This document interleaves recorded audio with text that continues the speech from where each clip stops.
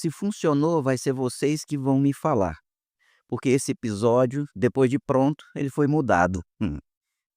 Sabe aquela coisa que a gente sempre escuta, que Deus não vai dar um peso maior do que eu posso carregar, que o Senhor está conosco nas nossas aflições, sabe isso daí? É verdade. Só que eu percebi que esse episódio, depois que eu terminei, era mais do mesmo, mais do que vocês já conhecem. E tem gente que faz muito melhor do que eu. Eu então mudei hoje e queria que você pudesse ouvir até o final, que talvez a mudança foi por sua causa. Ela foi para mim, ela foi por minha causa. Mas eu vou te trazer uma nova visão hoje a respeito das sessões 121, 122 e 123 que aconteceu lá na cadeia de Liberty, no Missouri, com o profeta Joseph Smith, entre 1838 e 39, vocês sabem da história, do frio, estava preso, comida horrível, notícia de sofrimento, tudo isso aí vocês sabem. Vamos tentar então fazer um pouquinho diferente? Para que você entenda, eu não estou falando os versículos, eu só falo a sessão, para que você, depois do episódio, leia. E se você já leu, leia de novo, é o meu desafio para você. Então todas as sessões hoje são raros os momentos onde eu irei falar o versículo, mas eu falo a sessão. Novamente eu queria te falar, leia, leia e marque. Eu vou começar na sessão 121, só que ao invés de Joseph proferindo a pergunta, eu vou fazer de uma outra maneira para mim mesmo. Do versículo 1, tá? Ó Reginaldo, onde estás? Vou começar por aí hoje. Reginaldo, onde estás? Mas a minha pergunta é a seguinte, e queria que você pudesse pensar com você também. Onde, Reginaldo, você estava quando a sua conta bancária estava positiva? Onde, Reginaldo, você está quando a sua saúde está boa, quando o casamento está tudo legal, os filhos estão bem, quando, Reginaldo, você passa naquela prova, quando você recebe o elogio do seu chefe? Onde está o pavilhão que cobre o teu esconderijo, Reginaldo? Eu consigo também fazer uma interpretação de um dos versículos, dizendo o seguinte: meu filho Reginaldo, paz seja com sua alma. Tuas adversidades e tuas aflições passaram. A verdade é que, se a gente for honesto, muitas vezes, mas muitas vezes nos nossos dias de paz, é nós que desaparecemos. É nós que tiramos férias das coisas celestiais. Muitas das vezes somos nós que escondemos, somos nós que mudamos o nosso comportamento, o nosso foco. O Senhor não, o Senhor ele é o mesmo e não muda. Jesus Cristo, certa vez, revelando para Joseph Smith na seção 101 de Doutrina e Convênios, no versículo 8, ele vai falar algo que é uma verdade absoluta. Ele fala o seguinte: no dia de sua paz, me tratam com leviandade, tratam com leviandade os meus conselhos, mas no dia das tribulações, buscam-me por necessidade. Essa frase, mas me doeu tanto. Buscam, me buscaram por necessidade. Isso doeu em mim. Eu não sei se vocês têm amigos assim, mas não tem aquele amigo que ele só liga quando ele precisa de um favor? Eu não sei se vocês têm uma amiga ou conhecido que só te elogia quando quer algo em troca. Às vezes isso acontece com os nossos filhos, não é? Muitos se tornam discípulos por necessidade. Quando a necessidade não existe mais, passa, né, a obrigação do discipulado. Só que o Senhor ele é infinito, mas ele nos ensina alguma coisa lá no livro de Elamã, e é didático o que ele ensina. Ele fala o seguinte lá em Elamã: a não ser não eu estou lembrando aqui, tá, então, mas a não ser que o Senhor castigue o seu povo com muitas aflições, eles não se lembram dele. E isso também me fez pensar muito hoje, quando eu estava vindo trabalhar. A tempestade não é a ausência de Deus. A tempestade é o despertador que ele usa. Porque, de acordo com Elamã, se ele não usa de alguns subterfúgios, a gente não se lembra dele. E eu vou ainda aumentar a nossa ideia hoje, tá? Hoje eu tô danado. Se nós formos, e vocês irão logo depois que terminar aqui o episódio na sessão 122, depois que o Senhor faz uma listagem das coisas piores lá que poderiam acontecer com Joseph Smith, falando com ele, né, ser lançado na cova, na mão de assassino, aquela parte que os elementos se unirem, conspirarem contra ele, o Senhor faz uma declaração poderosíssima. Ele fala: "O Filho do homem desceu abaixo de todas elas. És tu maior que ele?" E eu não sei se vocês, mas sempre que eu li isso, foi assim, uma fonte de ponderação sobre a diversidade. É uma fonte de ponderação, não estou falando que não é. Mas hoje eu queria ter esse novo olhar, essa nova lente. A pergunta não é se é que ele é maior do que nós nos nossos sofrimentos. A pergunta é: será que nós somos parecidos com ele na glória, na paz, no período de abundância? Nós nos assemelhamos a ele nesse período também? Porque nós sempre falamos, né, que é quando está no calor que se separa os elementos, é aí que o Senhor vê quem é de verdade. Mas e quando está tudo bem? Onde estava Jesus Cristo no dia da paz dele? Antes do mundo existir, lembra comigo? Antes de ter alguém aqui nessa terra, antes de dor, antes da traição que ele passou, quando ele estava ainda e nós também habitando com o Pai, lá em cima, na pré-existência. Aquilo não é paz? Eu vejo um período de muita paz, de muita tranquilidade. Teve uma turbulência quando Satanás teve que ser expulso, mas foi expulso e a paz deve ter retornado. E onde Cristo estava? Pensa junto comigo por um momento. O que que ele estava fazendo? Ele estava pensando em nós. Ele estava escolhendo descer. Ele estava se voluntariando para dor, para sacrifício, para expiação.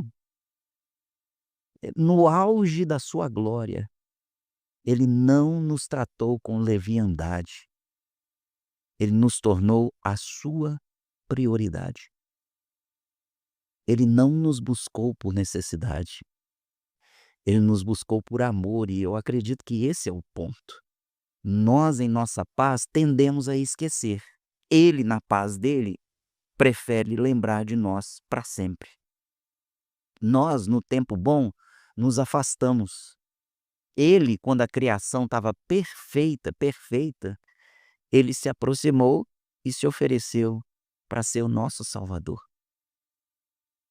Se a sua vida, se a minha não está muito boa, às vezes pode ficar um convite, né?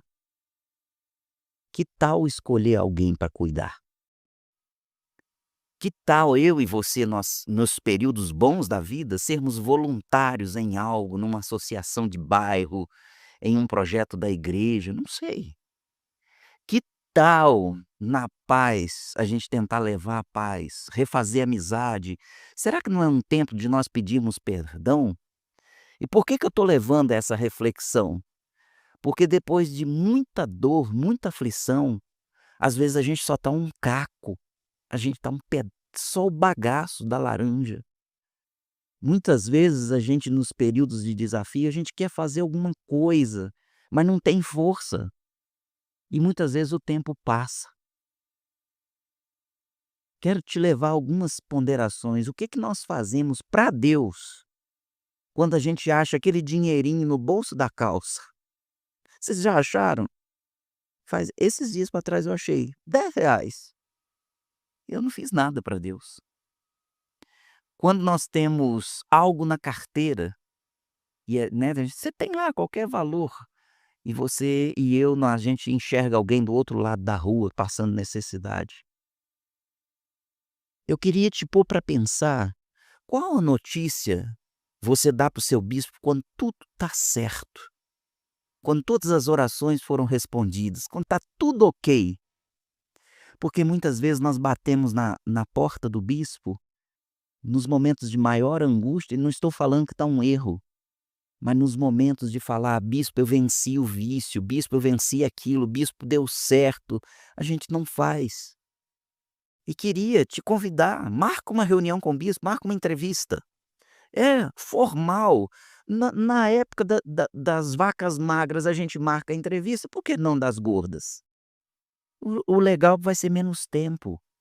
E quando você sentar que o bispo, na mente dele tiver assim: "Vem, tá vindo mais uma bomba", e você falar: "Bispo, eu tô aqui para te agradecer por você ser meu bispo, por você ter me ouvido, por você ter me dado um conselho, bispo, e deu certo. Minha vida deu certo. É só isso, bispo. Muito obrigado. Muitíssimo obrigado por ser um homem que foi chamado por Deus. Olha, você já deve ir com algum remédio, porque provavelmente o bispo vai dar um infarto.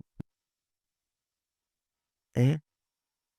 Qual é a sua reação e qual é a nossa reação para com Deus quando a gente deita numa cama limpinha, o lençol com aquele cheiro de amaciante, aquela cama tão gostosa? O que que a gente faz para Deus? Quando a gente recebe, sabe, você que está aqui solteiro me ouvindo ou solteira, que você recebe aquele olhar daquela pessoa que seu coração palpita, ou quando nós estamos na fila do caixa e a nossa fila anda mais rápido, o que que a gente faz? O que que você e eu já fizemos para Deus depois daquele banho quente, gostoso, depois de um dia cansativo? O que que a gente faz para Deus? A pergunta então continua: é tu maior que ele? E isso talvez, hoje, essa aula talvez te leve uma dimensão um pouco diferente, mas e nós somos menores do que o Salvador, isso aí não tem como voltar atrás. Mas se ele fez menor para que nós não precisássemos sofrer, por que que a gente sofre pelos nossos pecados? Nós somos convidados a carregar nossas cruzes. Nós temos que carregar a cruz. Jesus Cristo fez esse convite. É a cruz do discipulado, a cruz das provações, mas a cruz do pecado, sabe? Aquela que esmagaria no final, que nos separaria do reino celestial. Essa daí Jesus Cristo tomou, levou embora para sempre. Essa cruz do pecado não preciso carregar. Eu a deixo na reunião sacramental do domingo que vem.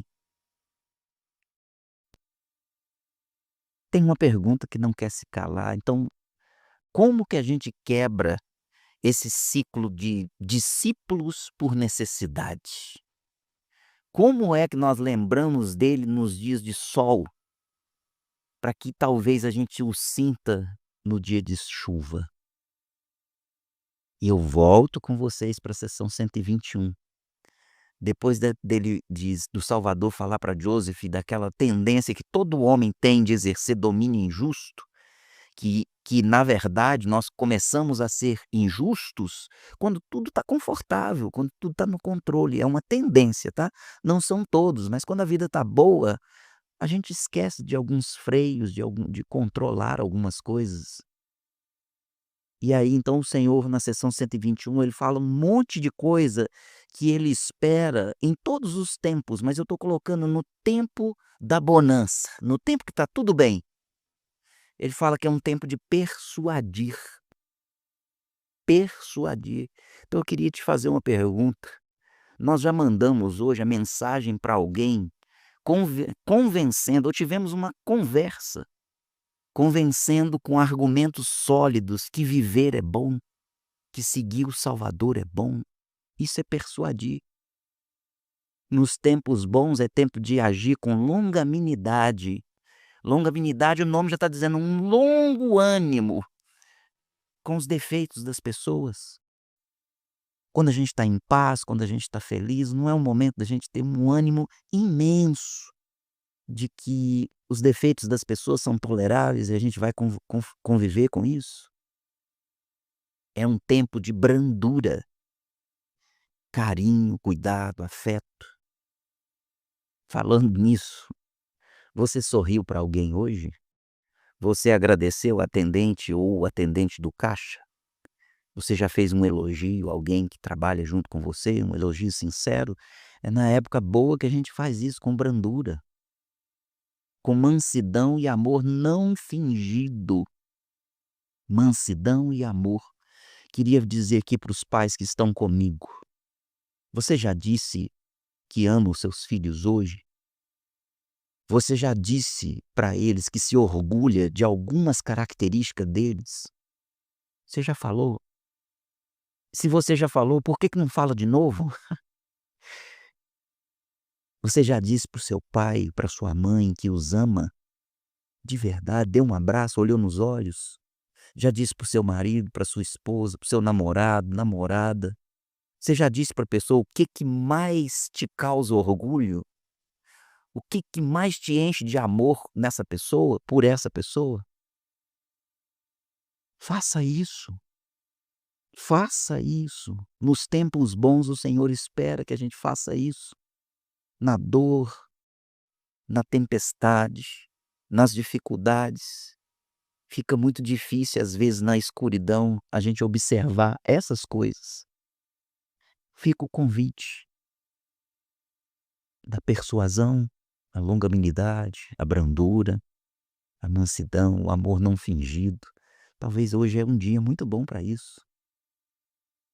Isso aqui que eu estou contando para vocês não é somente a história de Joseph na cadeia.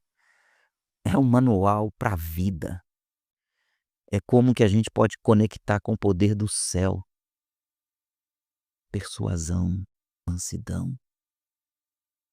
Essas coisas a gente pode escolher em qualquer época da vida, mas eu percebo que ela sai com muito mais força nas boas épocas da vida. A sessão 123 tem uma tarefa prática que o Senhor pede, tá? Depois vai lá para você ver. Ele pede que os santos se reúnam, que registrassem todos os sofrimentos, todos os danos, tudo que eles haviam sofrido, para que a história fosse contada. Só que hoje eu estou fazendo o inverso, não é?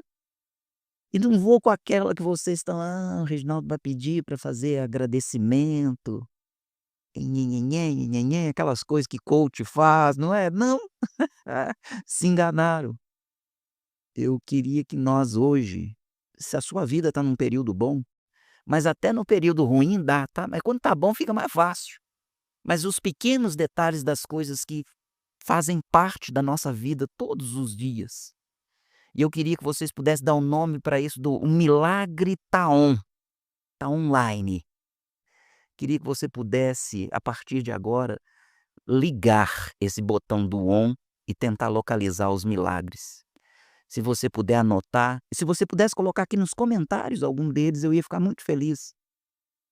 Mas não sei se você tem carro, apareceu uma vaga no estacionamento lotado. Não era hora de você lembrar: o milagre tá on. Sabe aquele amigo que nos faz rir, aquela amiga, que é engraçado para danar? O milagre tá on. Deus te deu um amigo. Às vezes nós estamos no trânsito, numa pressa danada para trabalhar, para ir para a faculdade, e não tem hora que todo o sinal, todo o semáforo tá verde. Pois é, isso é uma pequena misericórdia estendida para nós. O milagre tá on. O milagre tá on. Sabe uma música que você ouviu hoje ou outro dia, que te elevou, que te fez lembrar de um amor do passado, sei lá, que deu um sorriso? O milagre tá on. O milagre tá on. Nos tempos das vacas magras, que elas acabam chegando, a gente vai poder contar surpreso o quanto Deus já fez. Por que que a gente faz isso? O presidente Hayden disse o seguinte: Uma das chaves para nos lembrarmos sempre do Salvador é reconhecer a mão dele em nossa vida. Isso é que é cumprir com o convênio do sacramento, de lembrar sempre dele. O milagre está on. O milagre teve on hoje. Teve on.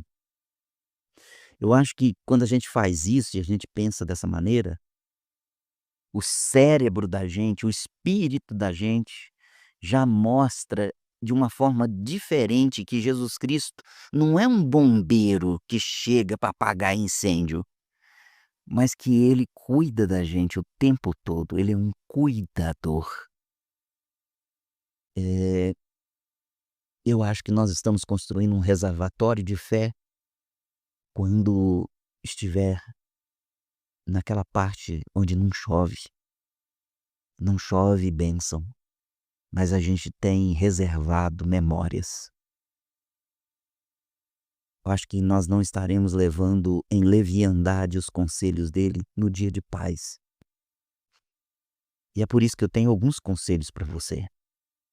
Meu nome é Reginaldo, esse curso é de doutrina e convênios e a gente segue o mesmo cronograma de Vem Segue-me. Se você não está fazendo o instituto onde você mora, me dá esse prazer, faz um milagre on na minha vida hoje. Só você lançar a sua frequência que você está devidamente matriculado e os créditos valem para onde você mora. Lembrando que precisa ler o bloco de escritura, eu acredito que você está lendo, seguindo o Vem Segue, precisa lançar a sua frequência e no final do semestre você vai fazer um teste de conhecimento, uma avaliação. Então, se você tem de 18 a 35 anos, não perca instituto mais não, casado ou solteiro, não perca não. O milagre está on, você pode fazer instituto hoje aqui, olha, me ouvindo. Se você tem mais de que 35 anos, queria que você me ajudasse. Faz o milagre on na vida de alguém, vamos localizar alguém, me ajude, encaminhe, compartilhe isso aqui com alguém. No final, eu acredito que vai ser bom para todos nós. Mas lá também na cadeia de Liberty, tem muitas coisas que nós podemos aprender e nós aprendemos que as provações virão. Elas fazem parte do plano e a gente sabe disso. E o bom dessa escritura é que fala que ela vai durar um tempo. Quanto tempo eu não sei, mas ela tem um início e tem determinado um fim. Mas a nossa paz e a nossa felicidade é a que Cristo falou que ele daria de uma forma diferente. Então, paz, felicidade interna ou simplesmente paz, ela pode ultrapassar todos os momentos ruins da vida. Não precisa ser só nos bons que a gente sente paz. Nós podemos sentir conexão com o Salvador em todas as estações do ano. O presidente Nelson, na conferência em 2024, ele diz que o Senhor não exige de nós perfeição nesse momento. O Senhor exige de nós que nos tornemos mais puros. É a pureza. É a pureza nesses momentos que vai fazer com que o Espírito Santo nos santifique. Onde Deus está? Não foi a pergunta da sessão 121? Ó Deus, onde estás? E a minha pergunta para vocês hoje nesse episódio é: onde você está? Nós estamos esperando a tempestade para depois a gente olhar para o céu para ver se vai passar? Ou nós estamos aprendendo a dançar na chuva, mesmo que não tenha sol? Isso é bacana demais para a gente entender. Eu acredito. Eu prefiro lembrar do Salvador hoje, que está tudo bem, nesse momento de paz. Enquanto você está ouvindo isso, eu acho que nós podemos procurá-lo e buscá-lo por amor e não pela necessidade. Deixa eu te dizer uma coisa. Na minha vida esses dias está tudo bem. Sabe quando dá aquela calmaria? Está tudo bem. E o engraçado é que hoje eu teci um comentário para a Beth, porque quando eu faço algo para vocês, convido a fazer, eu também faço. E aí eu teci um comentário hoje, olhando nos olhos da Beth. Beth é minha esposa, para quem não sabe. Eu a elogiei por algo que ela estava fazendo em casa, olhei nos olhos dela, falei: "Eu tenho muito orgulho de ser seu marido". Ela virou para mim e falou assim: Que você tá querendo?" A outra coisa, eu tenho 2 filhos que moram ainda na minha casa, um de 20 e um de 24. Fui no quarto deles, mas isso já é um hábito, tá. Mas eu beijei no rosto deles e disse: "Meu filho, tenho orgulho de vocês, queria que vocês soubessem disso". Aí um olhou e falou: "Pai, você tá pretendendo morrer?" Falei: "Espero que não, meu filho, eu só queria que, se eu morrer, também você fique sabendo". Eu vim a pé hoje para trabalhar, que já é uma prática minha, eu já faço isso sempre. Mas eu fiz questão de cumprimentar todas as pessoas que de alguma forma olharam para mim. Cumprimentei, cumprimentei a todos. E por isso que eu pergunto: "Reginaldo, onde estás?" Eu queria testificar para vocês que eu estou aproveitando esse bom momento agora. Estou percebendo que o milagre está on. Eu ontem, como eu falei, estava com o episódio pronto e mudei o episódio. E espero que seja um milagre na sua vida ouvir essas coisas. Espero que você faça as coisas que eu também estou fazendo, que eu queria dizer que são boas demais. É muito legal. Volta aí, escuta os desafios, vamos fazer uma semana diferente, vamos fazer uma vida totalmente diferente. Vamos nos carregar, recarregar e nos preparar para os momentos e os desafios da vida, porque eles virão. Mas também a gente precisa reconhecer que tem muito momento bom, que tem muita coisa boa acontecendo, que eu somente preciso me portar de uma maneira devidamente correta onde eu estou hoje. E eu não preciso procurar por Deus nos momentos das aflições. Eu só preciso relembrar dos momentos bons que nós estivemos juntos e que nas aflições a gente só pensa que Ele não está por perto, mas Ele está. Gostaria de agradecer por vocês serem um milagre na minha vida. Muito obrigado pelos comentários que vocês fazem, pelas coisas que vocês externam a mim, pelo respeito que têm por mim. Vocês são os meus milagres. E nos momentos de desafio da vida, vocês estiveram presentes, representando o Salvador. Que a gente continue nisso. Que Deus abençoe a sua vida, a sua semana, os seus projetos. Que Deus continue nos abençoando como Ele tem feito. Em nome de Jesus Cristo. Amém.